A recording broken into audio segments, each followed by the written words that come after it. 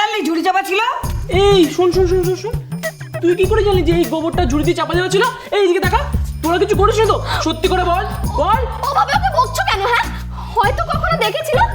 আর হ্যাঁ, আমি কিন্তু প্রায়শ্চিত্ত করবো না যদি তোমরা সবাই ছুটকিকে বকো। তোকে কিচ্ছু করতে হবে না অলক্ষী। আরে বাবা, তোকে প্রায়শ্চিত্ত কিচ্ছু করতে হবে না। রামগোপালের ওই ভালো ভালো ছানার বড়া আনছি অলক্ষী, তুই খার। বিষ্ণুচরণ ছানা বড়ার চোখ নিয়ে সেটা দেখো। কিন্তু যেটা এমন তো কথা ছিল না। তাহলে যেটা কথা ছিল তাহলে সেটাই হোক। দিদা গোবর দাও, কিন্তু হ্যাঁ টোপাই ছুটকিকে বকাঝকা চলবে না। আচ্ছা ঠিক আছে ঠিক আছে ঠিক আছে। এই বিষ্ণু ছাড় দেখি, ছাড় ওসব। নে বস বস বস বস বস বস তো বস। এনে এনে গোবরটা মুখে দে। না না না, শুধু মুখে দিলে হবে না, চেটে পুটে খেতে হবে। 1 মিনিট একটু দাঁড়াও সকলে। কেন বাবা আবার দাঁড় করালি? যা করবি তাড়াতাড়ি কর না বাপু, আর তো পারা যায় না। আচ্ছা মির্জাটা, তোমরা তো বলো যে বিষ্ণুর মাথায় গোবর। কি দেখেছো দিদা, প্রায়শ্চিত্তের সময় আমার যা তা বলছে। অলক্ষী, তুই এভাবে বিষ্ণুর সঙ্গে কথা বলতে পারিস না।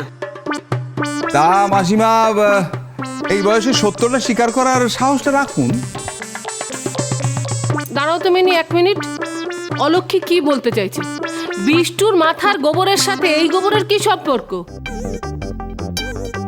সম্পর্ক আছে মেজেঠি। তোমরা তো সব সময় বলো আমি বিষ্ণুর মাথা খাই। তাতে খেয়ে থাকিস বটে, যখনই দেখি বিষ্ণুকে জ্বালাতন। তাহলে বিষ্ণুর মাথায় গোবর, সেটাই তো আমি খাই। তাহলে আমার গোবর টোবর আর কিচ্ছু খেতে হবে না।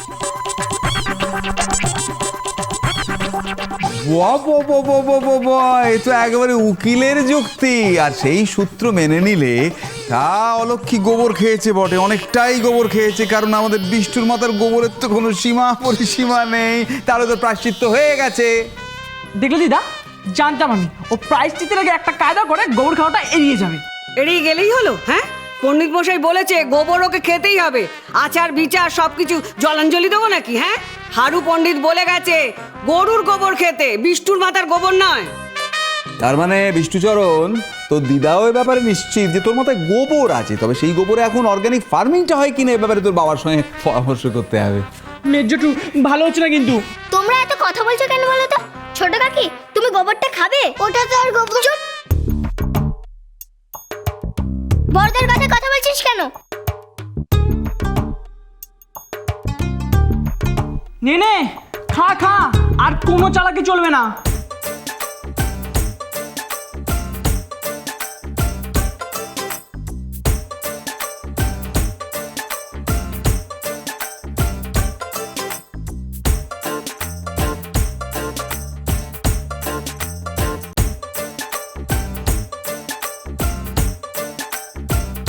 ওমা,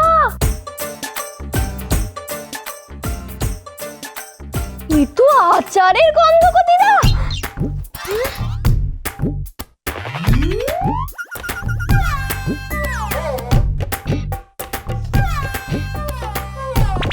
দারুণ খেতে তো দিদা। এমন গোবর খেতে হলে তো আমি রোজ প্রায়শ্চিত্ত করবো। হ্যাঁ গো, আমি তোমার জন্য গোবরও খেতে পারি। দেখো, गोलमाल है भाई, सब गोलमाल है। চেটে চেটে খাচ্ছি, চেটে চেটে। শঙ্খধ্বনি করো, উলুধ্বনি করো, সতীলক্ষ্মীর তেজে গোবর হয়েছে আচার। যা দেবী সর্বভূতেষু মাতৃরূপেণ সংহিতা। নমস্তস্যৈ নমস্তস্যৈ নমস্তস্যৈ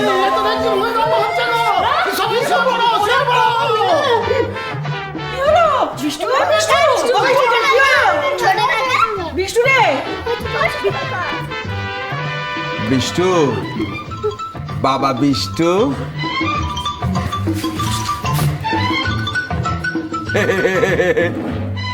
এবার বুঝতে পারছিস তোর মাথায় সত্যি সত্যি গোবর।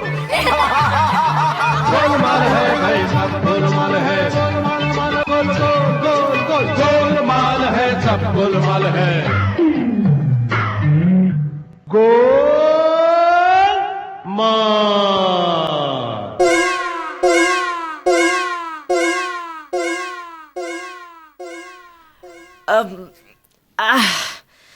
অলক্ষী কি করে চেটে চেটে গোবরটা খেয়ে নিল কে জানে। ও কি সত্যি জাদু জানে, নাকি মেজো জেঠু যা বলে সেটাই সত্যি? অলক্ষীর শক্তিতে গোবর আচার হয়ে গেল? না না, এটা কোনোদিন সম্ভব নয়। এটা এতদিনে অলক্ষীর ক্ষমতাটা বুঝলে তো? আমি কিন্তু গোবর খেয়ে প্রমাণ করে দিলাম যে আমি ভালো বউ। এবার তোমার পালা, তুমিও তোমার শর্তটা রাখো। কোন শর্ত? কি ব্যাপার, ভুলে গেছিস? হ্যাঁ, একেবারে ভুলে মেরে দিয়েছিস। এবার তো তোকে অলক্ষীর সঙ্গে ইয়ে করতে হবে, মিটমাট করে নিতে হবে। কিসের মিটমাট? ছিচকে নয়, বদমাইশ। হ্যাঁ, তোকে বলছি, এর মধ্যে ভুলে গেলি? বলছিস কিসের মিটমাট?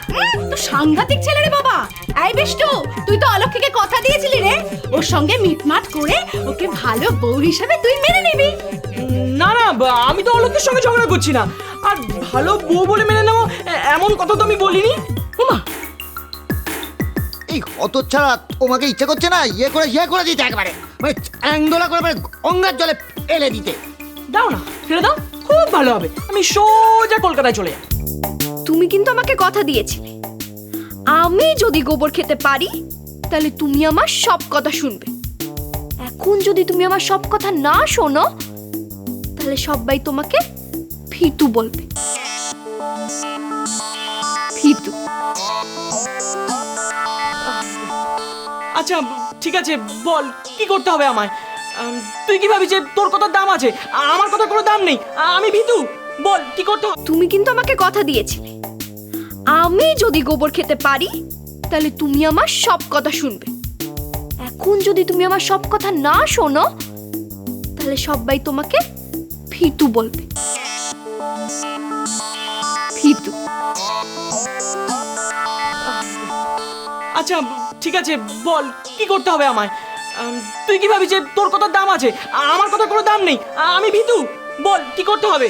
আমি বলছি, এই অলক্ষী, আমরা কিছুদিন আগে ঠিক করছিলাম না যে সবাই মিলে আমরা একটা ছবি তুলবো? কিছুই তো হলো না। আয়, এখন বরং আমরা সেই ছবিটা তুলি। হ্যাঁ ঠিক, ছবি ছবি। আর এবার না, এবার লক্ষ্মী আর বিষ্টু পাশাপাশি থাকবে। বলি কি বিষ্টু বাবু, এইবার অলক্ষীর পাশে দাঁড়িয়ে ইয়ে তুলবে তো, মানে ছবি? হ্যাঁ হ্যাঁ, কি করে ছবি উঠবে? ফটোগ্রাফার পাবে কোথায়? সবাই তো হেরে গেছে। একজনই বাকি আছে, মেজ জেঠু। এবার ছবিওয়ালা আনবে মেজ জেঠু।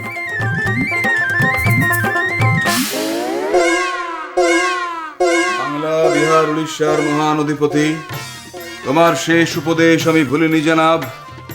ইউরোপীয় বণিকদের উদ্ধত ব্যবহার আমি সহ্য করব না। তোমার রাজ্যে আমি তাদের মাথা তুলে দাঁড়াতে দেব না। মে এজকা দিলি তো পিছুটা ডেকে।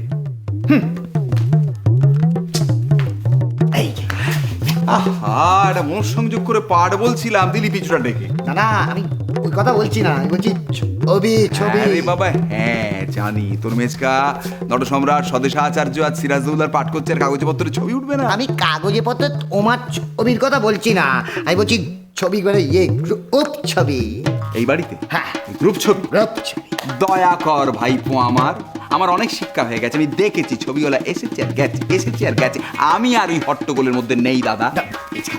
বুঝতে পারছো না, আসলে ইষ্টুক কথা দিয়েছে যে ওই অলক্ষীর পাশে দাঁড়িয়ে ছবি তুলবে। হ্যাঁ সত্যি বলছি? হ্যাঁ, বিষ্টু হ্যাঁ। অলক্ষীর পাশে দাঁড়িয়ে ছবি তুলবে? তুলবে। আমার কাছে বল। তোমার ইয়ে ছুঁয়ে বলছি, হ্যাঁ? গা ছুঁয়ে বলছি। তাহলে মার দিয়া কেল্লা। নটসম্রাট স্বদেশাচার্য তাহলে শ্রেষ্ঠ ফটোগ্রাফারকে ধরে নিয়ে আসবে। অলক্ষী, তুমি সীতার মতো অগ্নি পরীক্ষায় উত্তীর্ণ হয়ে মা জননী সীতার বনবাস পালা শ্রেষ্ঠ ফটোগ্রাফারকে আমি নিয়ে আসছি। তার নাম কি বলতো? ছবি। তার নাম ছবিলাল মাহাতো। ও ক্যামেরাটা এসে গেছে, এখন কস্টিউম পরে সবাইকে একটা মহড়া দিয়ে নিতে হবে। কি রে, তুই এখনো কুজি মন্থরা সাজিস লাই?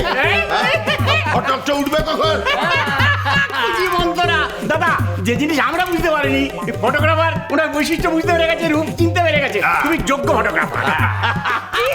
আমি আমি কুচি বলতো না আমি গপু ও গপু এই দেখ তোর এই দুই শ্বশুর আমাকে কি বলতে। না না আমরা বলিনি, ফটোগ্রাফার বলেছে। সংসার সুখের হয় রমণীর